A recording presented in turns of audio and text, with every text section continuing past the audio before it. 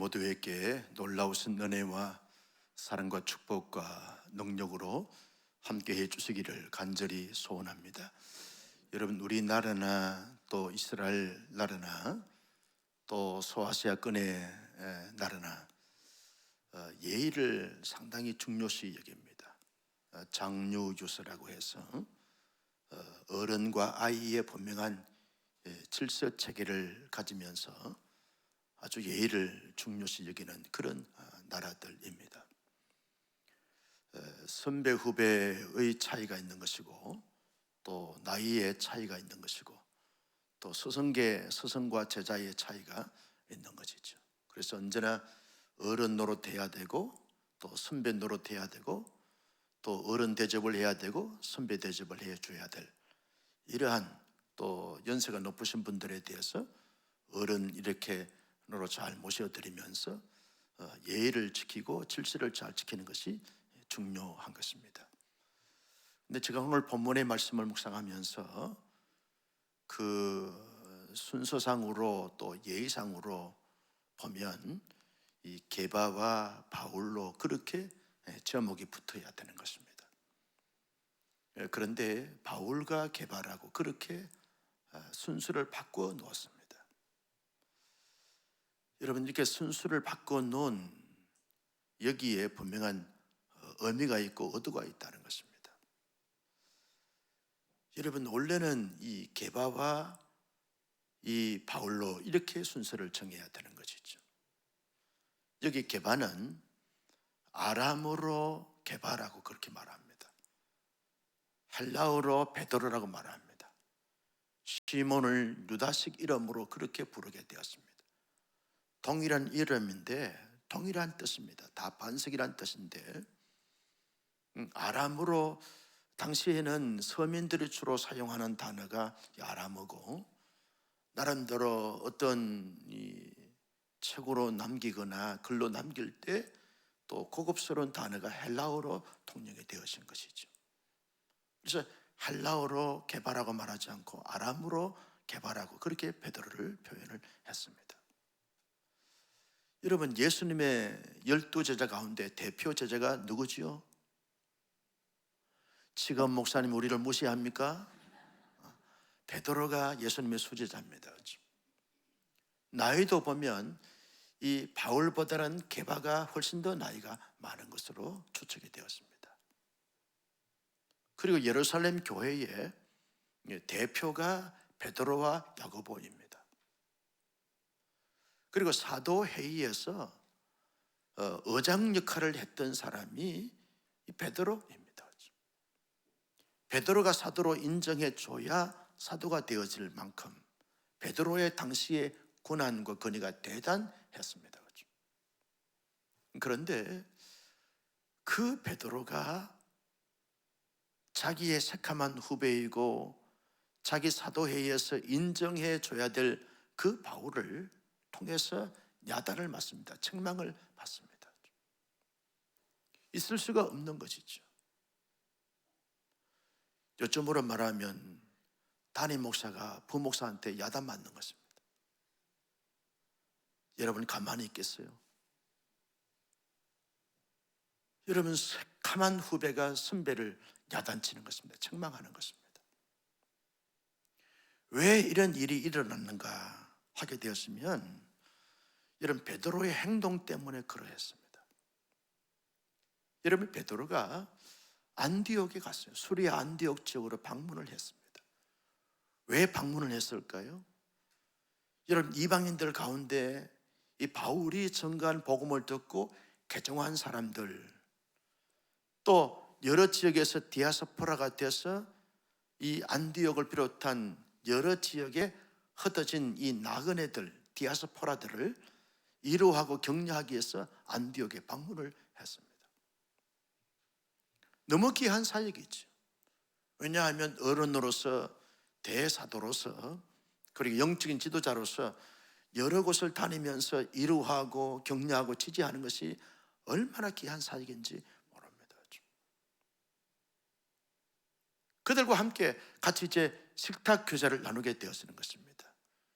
여러분, 음식을 같이 나누는 것은 마음이 열리게 되어지는 것이고 그들과 인정했다는 것입니다. 제가 이제 밥 먹는 그룹이 몇 그룹이 있어요. 근데 같이 밥을 먹는 이 그룹이 목회자들 이제 사이인데, 밥을 먹는다는 것은 아주 친밀하고 친숙하다는 것입니다. 아무나 밥을 먹지 않습니다. 밥을 먹고 같이 교제한다는 것이 그만큼 인정하고 존중하고 사랑하고 섬기고 이해한다는 것이죠. 베드로가 이방인 지역에서 여러분 예수 믿고 구원받은 사람들을 이루하고 격려하면서 그들과 함께 식탁 교제를 나누는 것은 그들을 하나님의 사람으로 인정하는 것이죠. 율법을 지키지 않고 그리고 할례를 받지 않았다 할지라도, 유대인으로 태어나지 않았다 할지라도 예수 그리스도를 믿음으로 말미암아 의롭게 되어진 그 의를 가진 하나님의 사람들과 식탁 교제를 나누는 것은 인정한다는 거예요. 받아들인다는 거예요. 존중한다는 것입니다. 그런데 이런 제 식탁 교제를 나누다가 저 예루살렘에서 야고보라고 하는 이 지도자의 수하에 있는 사람들이 지금 베드로가 안디옥에 왔다는 소식을 듣고 그들도 함께 베드로를 만나고 이방인 지역에서 어떻게 하나님의 구원의 역사가 펼쳐지게 됐는가라고 하는 사실을 알아보기 위해서 사람들이 온다는 소식을 듣습니다. 그 사람들이 가까이 이 수리아 안디옥에 오게 됐을 때, 그때 베드로가 갑자기 이방인들 가운데서 개종한 하나님의 사람들하고 식탁 교제를 나누다가 벌쩍 일어나 가지고 뛰쳐나가는 거예요. 여러분, 갑자기 밥을 먹으면서 교제하다가 갑자기 그 식사하는 그 자리에서 벌떡 일어나서 뛰쳐나가는 것입니다. 왜 나갑니까? 여러분, 저 예루살렘에서 온 할례 받은 자들이 와가지고 어찌하여 당신은 이방인들 가운데서 개종한 사람이라 할지라도 그들과 식사할 수 있습니까? 라고 하는 말을 듣기를 원치 않아서 나가는 것입니다. 그런데 베드로가 그렇게 하니까 함께 관련되어졌던 이 바나바도 그러하고 유대인들도 그러하는 것입니다. 유대인들 가운데서 개종한 사람들도 그러한 것입니다. 베드로를 따라가는 거예요. 베드로의 흉내를 내는 것입니다. 이것이 왜 문제가 됐는가? 이것이 왜 문제가 됐는가? 여러분 14절 말씀을 다 같이 한번 보실까요? 시작. 그러므로 나는 그들이 복음의 진리를 따라 바르게 행하지 아니함을 보고, 복음의 진리를 따라서 바르게 행하지 않았다라고 그렇게 지적을 합니다. 그리고 13절 말씀에도 보면 남은 유대인들을 그와 같이 외식함으로 바나바도 그들의 외식에 유혹됐느니라. 이건 바울이 볼 때는 베드로가 외식한 것이죠. 하나님의 복음의 진리에 바르게 행한 행동이 아니라는 거예요. 바르게 행한 행동이 아니기 때문에 공개적으로 대면하여 대사도인 이 베드로를 공식 석상에서 이 새카만 후배이고 그리고 사도로 인정이 잘 되지 않을 수도 있는 이 바울을 통해서 야단을 맞습니다. 책망을 받는 거예요. 여러분, 그때 베드로의 심정이 어땠을까? 공개적으로. 여러분, 베드로는 성격이 아주 급하고 다혈질이라 그랬어요. 베드로가 조금 자기에게 부당하다 그러면 가만히 있겠습니까? 소리를 지르면서 야 임마! 야 임마는 성경이 없어요. 그러면서 너가 뭔데 나에 대해서 이렇게 함부로 말할 수 있냐? 아니 내가 좀 잘못했으면 살짝이 와가지고 귓속말로 그렇게 하면 내가 잘못됐다고 느끼게 되었으면 수정하면 될 텐데 왜 공개적으로 그렇게 하냐? 누구 앞에서 함부로 감히 까불고 있어? 이렇게 반응할 수 있는 충분한 기질을 갖고 있는 사람이 베드로입니다. 그러나 베드로는요 그렇게 반응하지 않았어요. 바울이 아주 예리하게 복음의 진리에 합당한 기준을 가지고 지적하게 되니까 그대로 받아들이게 됩니다.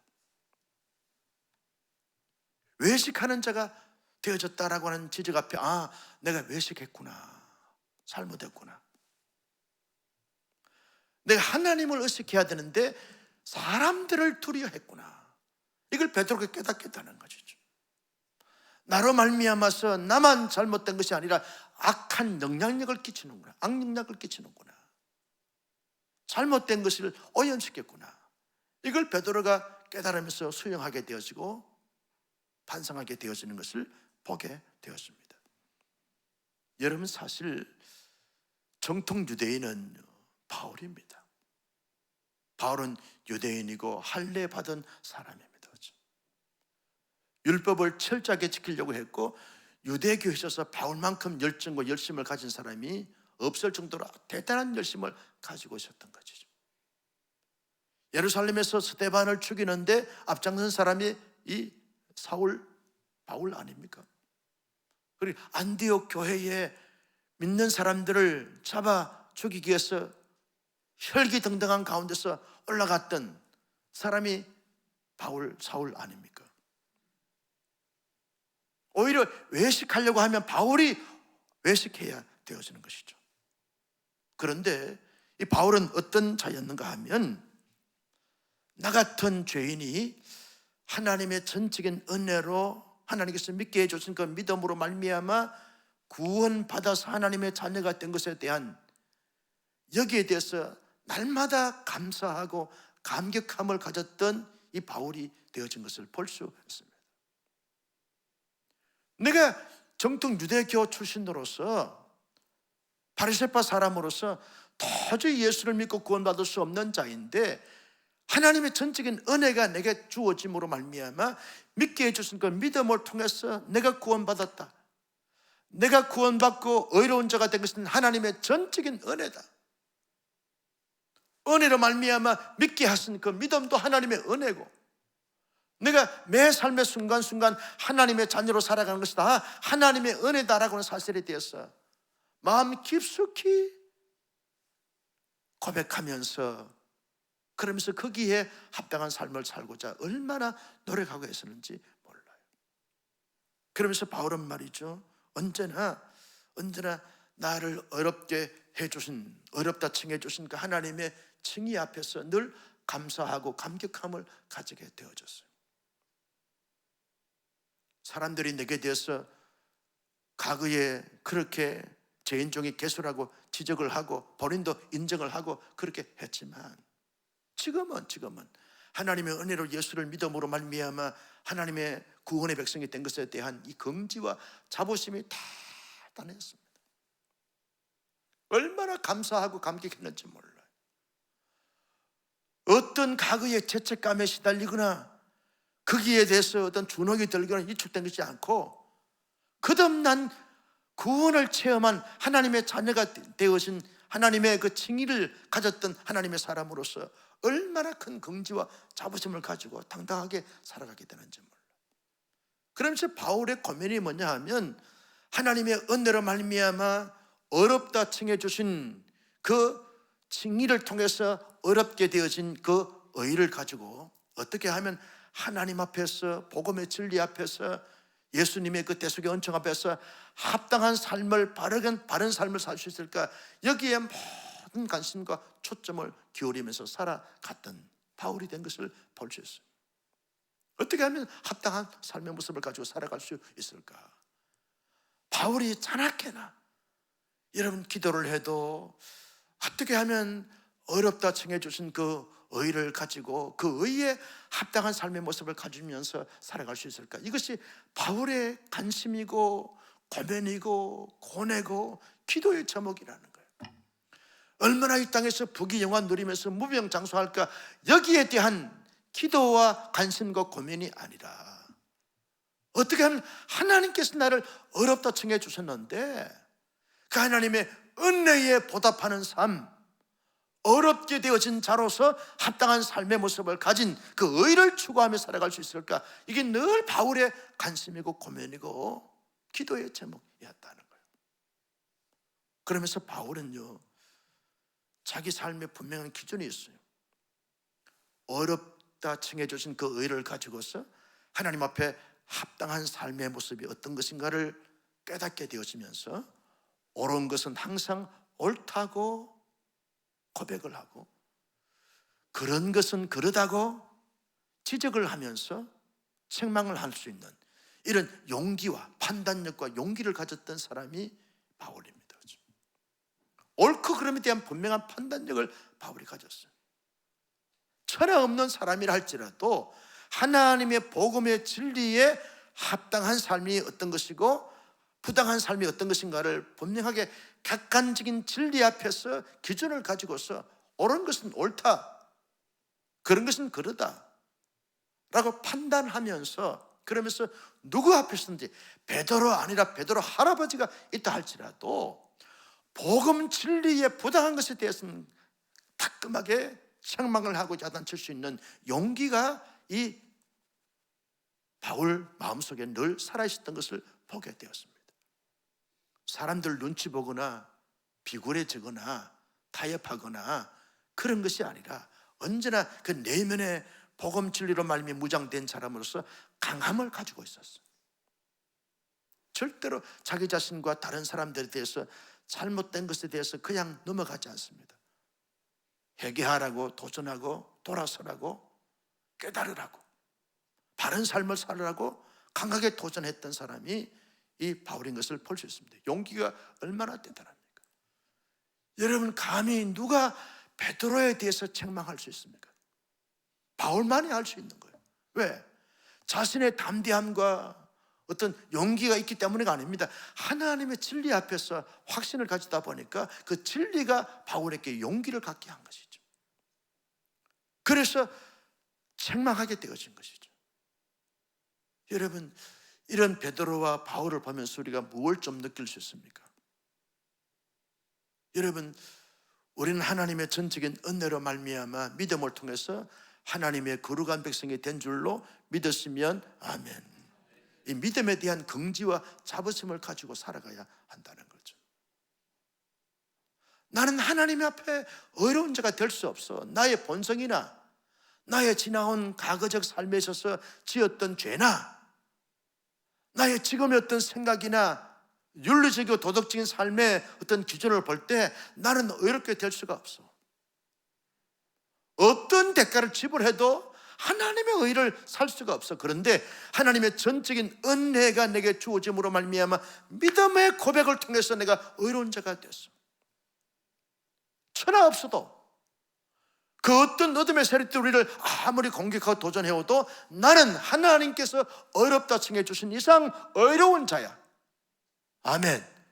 이 믿음과 확신을 마음속에 새기면서 나는 하나님의 은혜로 말미암아 믿음을 통해서 의로운 자가 되어졌어. 이 긍지와 자부심이 우리의 삶 속에 늘 살아있어야 한다는 것이죠. 여러분, 어둠의 세력들은 끊임없이 우리를 참소합니다. 너 지은 죄가 많잖아. 너 자주 넘어지고 쓰러지잖아. 너는 부족함이 많잖아. 너는 한 것이 뭐 있다고 의로운 자야. 끊임없이 우리를 참소하는 거, 고발하고 고소하고 죄책감에 시달리게 만드는 것입니다. 여러분, 예수님께서 그 모든 연약한 것을 아시고 다 우리의 죄짐을 다 걸어주시고 십자가에 대속의 은총을 베풀어 주신 줄로 믿으시면 아멘. 하나님께 귀를 기울이고 십자가의 주님의 대속의 은총을 늘 마음속에 새기면서 그 긍지와 자부심을 가지고 살아가야 되는데 끊임없이 어둠의 세력들이 찬소하고 우리를 고소하고 고발하는 크기에 귀를 기울이게 되어지니까 나는 하나님 앞에 어려운 자가 되어졌어 라고 하는 여기에 대한 확신과 담대함이 부족할 수 있다는 거죠. 그래서 나 같은 자가 구원받을 수 있는가? 나 같은 자가 천국에 들어갈 수 있는가? 자꾸 영적인 해감에 빠지게 되어진다는 거죠. 10년을 믿고 20년을 30년을 믿어도 40년을 믿어도 늘 거기에 혼란스러워하게 되어진다는 거죠. 여러분, 우리나라의 해병대든 한 번 해병은 해병대 출신도 한 번 해병은 영원한 해병이라고 얼마나 그 긍지와 자부심이 대단한지 모릅니다. 70이 되신 분들도 해병대 빨간 모자 탁 쓰고 해병대 의복을 입고 그러면서 다니기를 좋아하는 거예요. 그런데 한 번 구원받으면 영원한 구원의 백성인 줄로 믿으시면 아멘. 여기에 대한 긍지와 자부심을 가지고 살아가야 하는 것이죠. 누가 우리를 그리스도의 사랑에서 끊으리요? 이험이나 적신이나 칼이나 사망이라도 우리를 그리스도의 사랑에서 끊을 수 없느니라. 바울이 로마서 8장에서 강조하는 것이 아닙니까? 아무도 우리를 참소하거나 아무도 우리를 정죄하거나 아무도 우리를 저주할 수가 없는 것은 예수님께서 십자가의 대속의恩책을 베풀어 주신 이상 이것은 영원한 것이고 온전한 것이고 완전한 것이로서 우린 영원히 의로운 자가 되어졌어요. 이게 칭의의 아주 중요한 개념이라는 거죠. 하나님이 우리를 내가 너를 어렵다 칭해 주셨어. 믿음을 통해서 내가 너에게 베풀어 준 은혜로 말미암아 여기에 대한 긍지와 자부심을 가져야 되는데, 여러분, 사람들이 자꾸만 사람들을 의식하고 자기의 어떤 죄책감이 시달림으로 말미암아 나 같은 자가 무슨 의로운 자가 되어서 자꾸 깔등하게 되어진다는 거죠. 여러분, 오늘 밤에 확실하게 정리하십시다. 여러분은 천하 없어도 의로운 자가 된 줄로 믿습니다. 영원한 의로, 영원한 의가 여러분에게 이루어진 줄로 믿으시기를 바랍니다. 여기에 대한 긍지와 자부심을 가지고 살아가야 되는 거예요. 여러분, 우리가 질병을 만날 수 있어요. 질병을 만날 수 있습니다. 제가 어저께 사랑하고 존중하는 목사님도 전리품 암에 걸려가지고 말이죠. 설교할 때 기저귀를 차고 설교할 정도로 심각한 병에 있습니다. 신실한 목사님이고 목회를 잘 하면서 한국교회가 주목하는 목사님도 그런 병에 걸리셨어요. 여러분, 살다 보면 실패할 수도 있어요. 그것 때문에 우리가 어렵다 칭해 주신 그 의가 상실된 것이 아닙니다. 모자란 것이 아닙니다. 부족한 것이 아닙니다.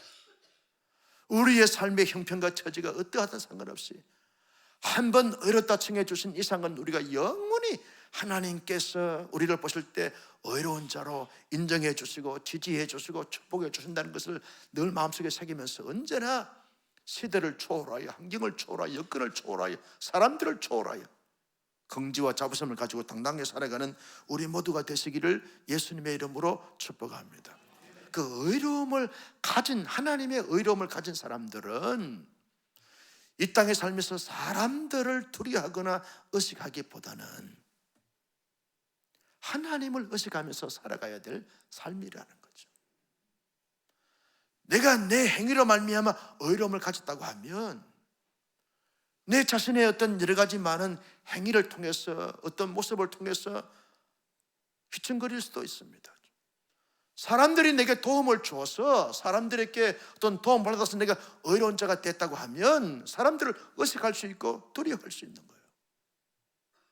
그 사람들이 나의 인생의 문제를 해결해 주었다고 하면 그 사람들을 의식할 수가 있는 거예요. 그러나 나도 나의 의로움을, 부모 형제도 나의 의로움을 여러분 1%도 거기에 보탬이 되지 않았습니다. 전적인 하나님의 은혜로 말미암아 의롭게 되어진 줄로 믿으시기를 바랍니다. 그러면 나를 의롭다 칭해 주신 하나님을 의식하면서 살아가야 되죠. 늘 하나님을 의식하면서, 마치 여러분 요셉이 내가 여호와 앞에 어찌 덕지하오리까, 이 말은 늘 코람되어 신전의식을 가지고 살아갔던 요셉인 것을 우리가 알 수 있지 않습니까? 그렇죠? 여러분, 주신 자도 여호와시요 취하신 여호와시다 라고 하는 것은 늘 하나님을 의식하면서 살았던 욥 아닙니까? 다윗도 하나님을 의식하면서 살았던 삶의 모습이 아닙니까? 그렇죠? 성경에 나오는 신실한 하나님의 사람들은 언제나 하나님을 의식하면서 삶을 살아갔어요. 만왕의 왕 되시고 만주의 주가 되시고 우리의 인생의 모든 생사화복을 임의로 주가신 하나님을 의식하면서 삶을 살아가야 되죠. 그래서 여러분, 사람들이 내게 대해서 이런 말 저런 말 하는 것에 대해서 말에 너무 거기에 신경을 쓸 필요가 없어요. 사람들의 눈치를 이 눈치 저 눈치 살펴볼 필요가 없는 거예요. 여러분, 오늘 밤에 우리 성가대 집에 가서 남편 눈치 너무 살펴볼 수가 없어요. 목사님, 요즘은 남편이 오히려 내 눈치 봅니다. 2식이 3식이라서.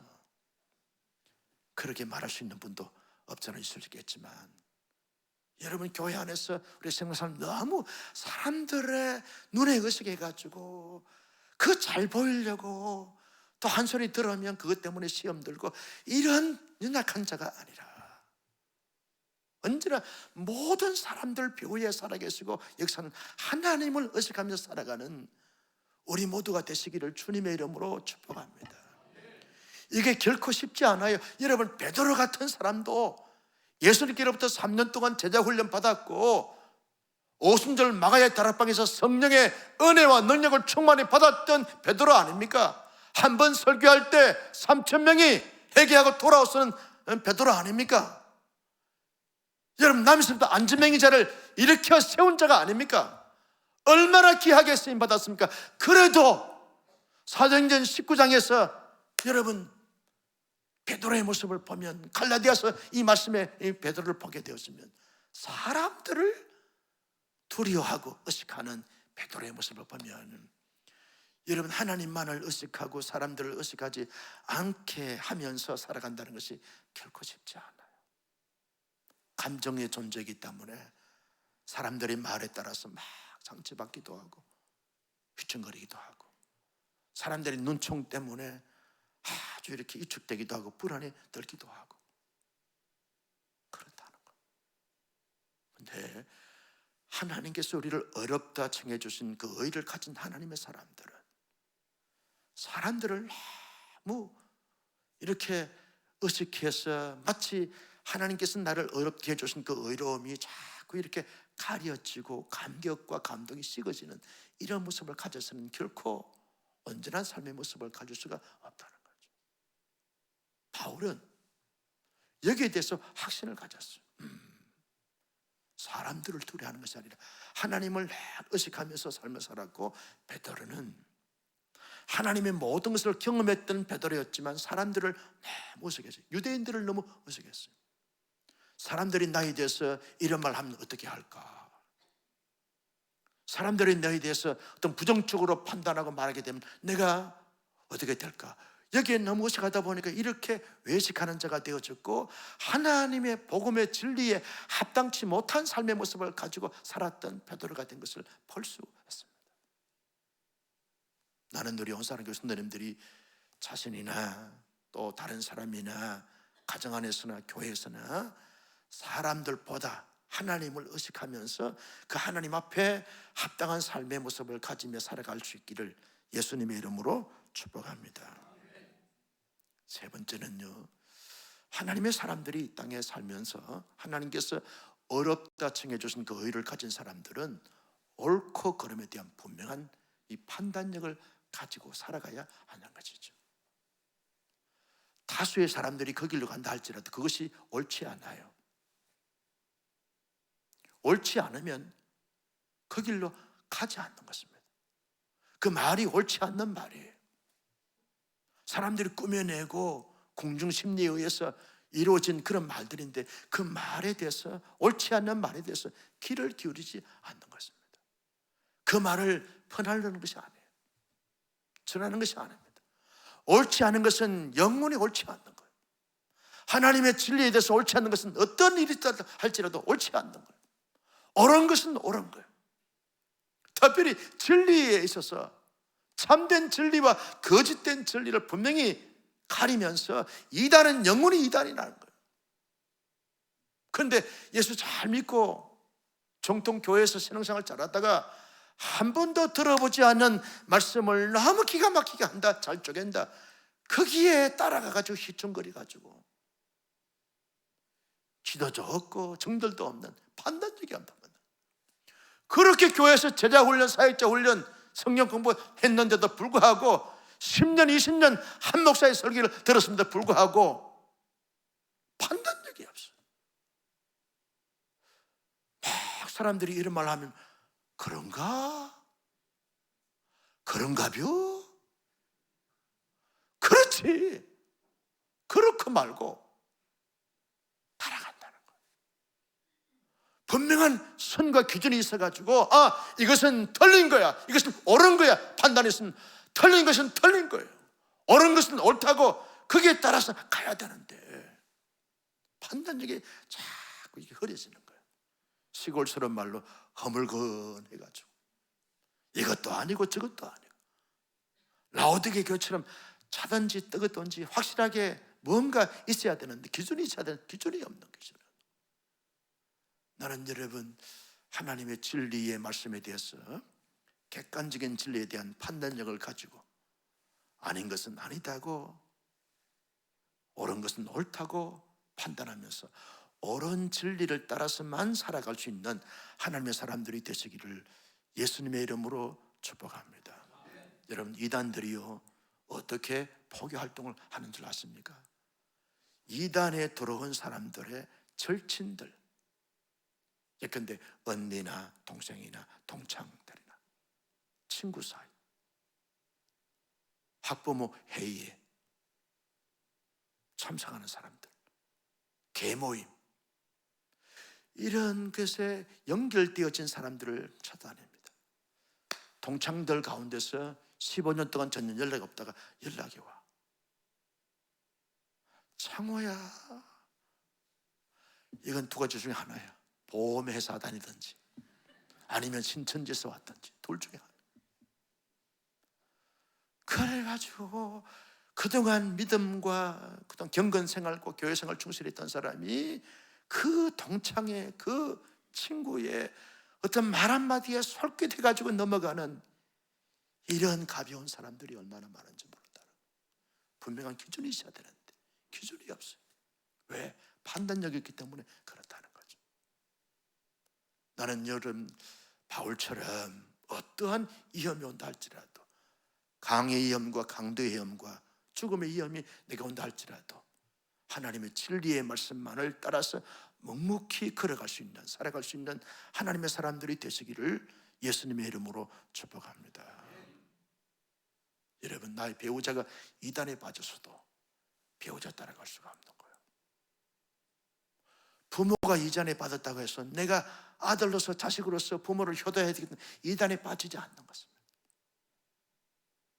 그래서 에베소 6장에 보면 주 안에서 내 부모를 공경하는, 주 안에서, 이 말은 진리 안에서, 진리 안에서 옳은 진리 안에서만 우리가 순종해야 되고 옳은 진리에게 이러도록 순종해야 하는 것이지 무턱대고 순종하는 것이 아닙니다.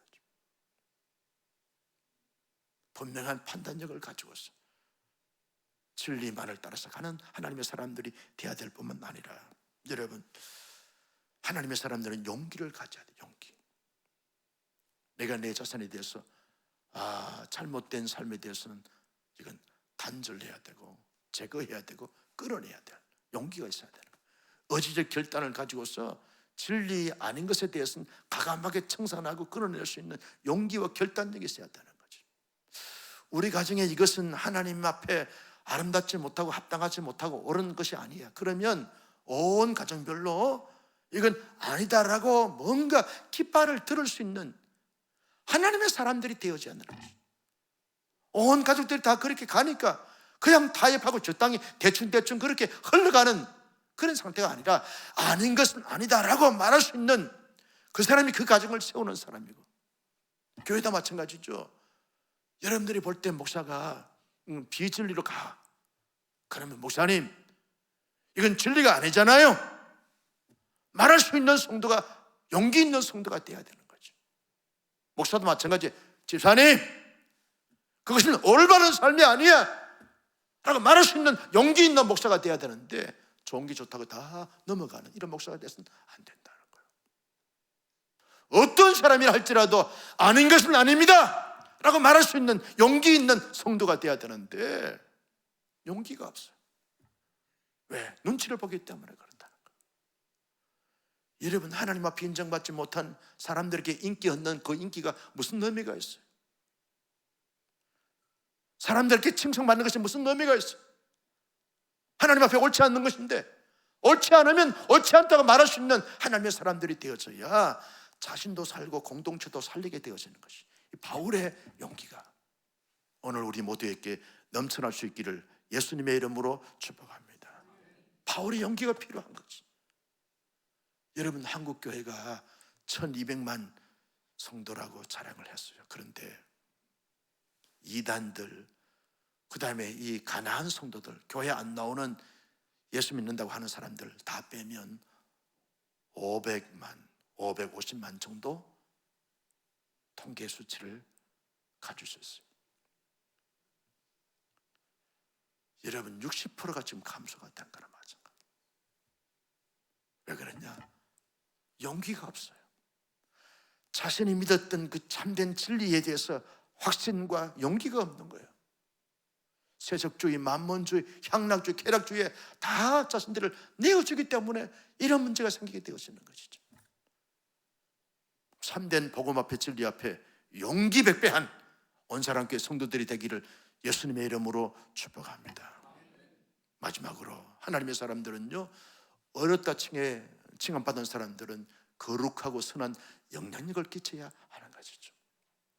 베드로처럼 좋지 않는 영향력을 끼치는, 오염시키는 그런 자가 아니라, 외식주의를 오염시키는 자가 아니라, 바울처럼 하나님의 진리의 말씀의 귀로 바르게 돌아오도록 책망도 하고 선한 영향을 끼치는 하나님의 사람들이 되어져야 한다는 거죠.